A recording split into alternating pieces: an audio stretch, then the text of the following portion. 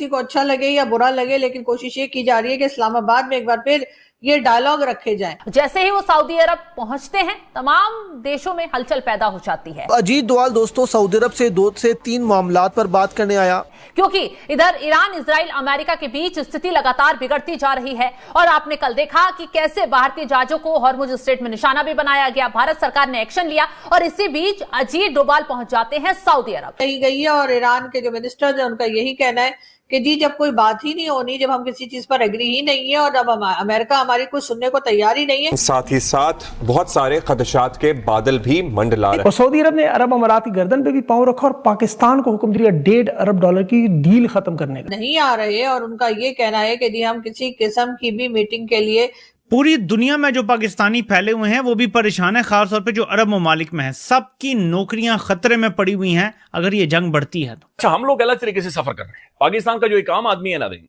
मेरे जैसा आम आदमी, हमारी तो औकात ही कोई नहीं है, हम तो एवं ही है, हम तो एवं ही है ना, दुनिया हमें पूछती है ना इधर हमें कोई पूछता है, हम लोग एवं ही है, हम लोग एवं ही रगड़े जाते हैं, कहीं पर कुछ भी हो रहा हम लोग रगड़े जाते हैं। कूटनीति वो नहीं जो टेलीविजन स्क्रीन पर चीख चीख कर बताई जाए, असली कूटनीति वो है जो पर्दे के पीछे खेला जाए, कि पर्दे के पीछे एक बहुत बड़ा गेम खेला जा रहा है।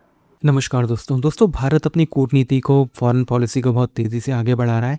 एक तरफ जहां अजीत डोभाल सर जो हैं वो सऊदी अरेबिया में हैं और वहां पे वो डिफेंस पैक कर रहे हैं सऊदी अरेबिया के साथ और ये देख रहे हैं कि क्या पॉसिबिलिटीज़ भारत के लिए वहाँ हो सकती है। साथ ही साथ ईरान के युद्ध में जो समस्याएं हो रही हैं, जिस तरह से वहाँ के ऑयल टैंकर लाने में दिक्कत हुई है और अभी जिस तरह से पहले भारत के ऑयल टैंकर पे हमला हो गया था, वो सारी चीज़ें बिल्कुल क्लियरली हैं कि भारत जो है बहुत सीरियसली सारे मैटर को सॉल्व कर रहा है। जैसे देखिए पाकिस्तानी पूरी तरह से शॉक्ड हैं।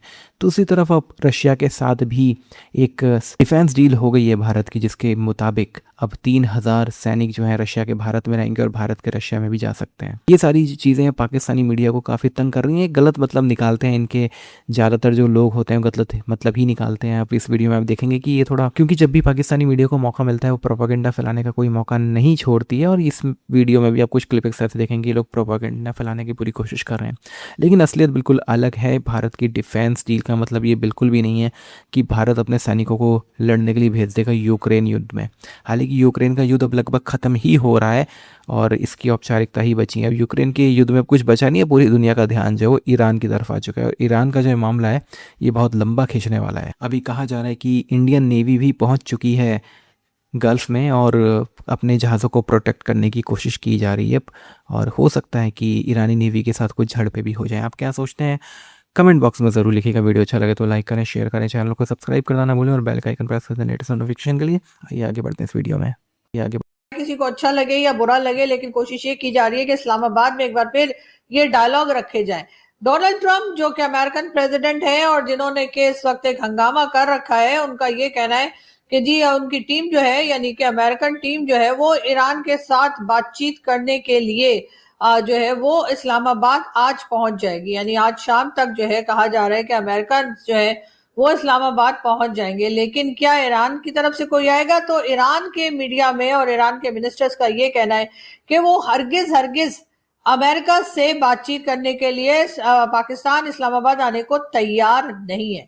और जो बात हम हमेशा से कहते हैं कि जब हर कंडीशन एक दूसरे की रिजेक्ट कर दी गई है, जब कोई किसी की बात मानने को तैयार ही नहीं है, हर बात के लिए ना कह दी गई है, तो फिर आखिर इन मीटिंग्स का क्या फायदा और क्या मतलब है? तो यही बात ईरान की तरफ से भी कही गई है और ईरान के जो मिनिस्टर्स हैं उनका यही कहना है कि जी जब कोई बात ही नहीं होनी, जब हम किसी चीज पर एग्री ही नहीं है और जब अमेरिका हमारी कुछ सुनने को तैयार ही नहीं है, तो हम बात करने के लिए पाकिस्तान नहीं आएंगे। और अगर ईरान के लोग पाकिस्तान नहीं आ रहे और उनका ये कहना है कि जी हम किसी किस्म की भी मीटिंग के लिए या डायलॉग के लिए पाकिस्तान आने को तैयार नहीं है, हम पाकिस्तान नहीं आएंगे, तो फिर आखिर ये जो तैयारियां और ये जो सजावटें और ये जो रोड ब्लॉक और ये सब सिलसिला जो चल रहा है, पाकिस्तान जो बार बार अनाउंस कर रहा है कि जी हमारी जो है वो हमारे यहाँ जो है वो मीटिंग होने जा रही है अमेरिका और ईरान की, एक बार फिर दोनों में डायलॉग होगा, एक बार फिर बातचीत होगी, तो ये दूसरी तरफ अगर पार्टी आई नहीं रही तो फिर ये किस तरह का डायलॉग हो रहा है और ये कौन सी बातचीत है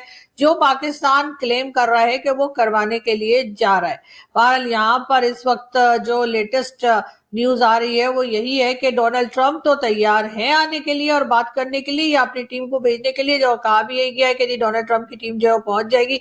उसी के साथ साथ पाकिस्तान के फील्ड मार्शल और पाकिस्तान के प्राइम मिनिस्टर की तारीफें भी डोनाल्ड ट्रंप करते हुए दिखाई देते हैं और कहते हैं कि जी इनकी वजह से ही ये पॉसिबल हुआ है। उनका यही कहना है कि पाकिस्तान के फील्ड मार्शल और पाकिस्तान के प्राइम मिनिस्टर की वजह से ये पॉसिबल हुआ है कि ये डायलॉग हुए और आगे भी डायलॉग होने जा रहे हैं। लेकिन बात सारी ये है कि उसी के साथ साथ जो है वो कई आर्टिकल्स ऐसे भी निकल आए हैं जिसमें पाकिस्तान के फील्ड मार्शल और पाकिस्तान की इस वक्त की हुकूमत जो बार बार अमेरिका का साथ देने का और ईरान के साथ खड़े रहने के दावे कर रही है, उनको रेड फ्लैग भी उनको कहा गया है। ये भी कहा गया है कि ये लोग किसी वक्त भी धोखा दे सकते हैं। रेड फ्लैग का मतलब है किसी वक्त भी अपनी बात की इधर से उधर किसी बात को कर सकते हैं। अब ये चीजें तो जाहिर है कि इस किस्म के आर्टिकल्स तो निकलेंगे और जो लोग इसमें इन्वॉल्व हैं, तो चाहे वो ईरान हो, चाहे इजराइल हो, अमेरिका या पाकिस्तान, जो कंट्रीज भी इस जंग में इन्वॉल्व हो रही हैं या इसको रोकने की कोशिश कर रही हैं या जो बातचीत इधर से उधर पहुंचा रही है, ऑब्वियसली उनके ऊपर ट्रस्ट नहीं किया जा सकता। कोई भी किसी पे ट्रस्ट नहीं करेगा। क्या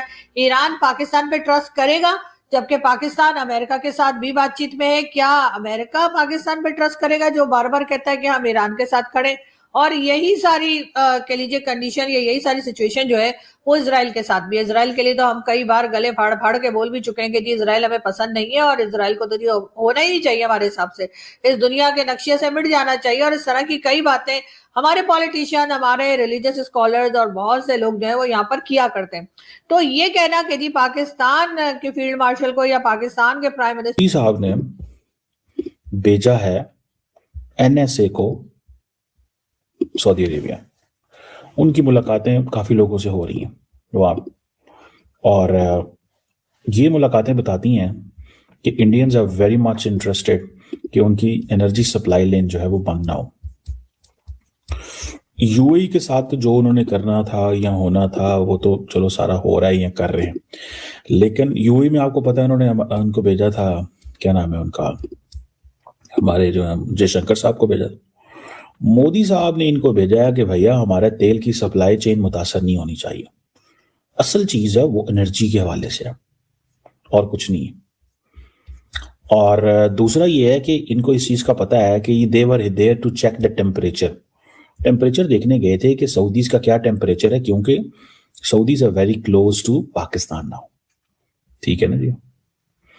तो दिस गिव्स अ मैसेज वहां पे जनाब इनको इंडिया के जो एम्बेसडर हैं, अच्छा इंडिया ने सऊदी अरब के अंदर मुसलमान एम्बेसडर लगाया हुआ एक ना, वो देने के लिए इनको पाए comfortable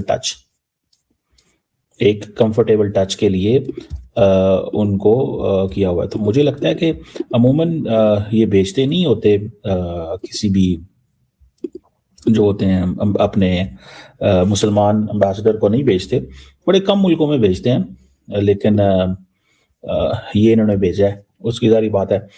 there is a logic behind that. और अगर आप ये देखें कि इंडिया जो है वो ये समझता है कि हमारे अच्छे भले कोऑपरेशन है इनके साथ, सऊदीज के साथ। आपको मैं इंटरेस्टिंग बात बताऊं, ठीक है जी। इंडिया सऊदी, अगर आप जिसे वो कहते हैं ना ट्रेड कोऑपरेशन ही सिर्फ देख लेना आप, तो that is significant. 54 billion dollar plus की ट्रेड, ठीक है ना जनाब। इंडिया की इंपोर्ट तकरीबन 30 बिलियन डॉलर की है, इंडियन एक्सपोर्ट तकरीबन है, और ये आप तब समझ लें कि 52-53 बिलियन डॉलर की जो है ना वो गया हुआ है, रीच तक पहुंचा हुआ है, और सेकंड लार्जेस्ट ट्रेडिंग पार्टनर है, ठीक है ना जी। और Saudi Arabia ranks India as a, India जो है वो 5th लार्जेस्ट ट्रेडिंग पार्टनर है। तो ये इनकी आपस में ये rice, petroleum, engineering, chemical, this that में काफी है।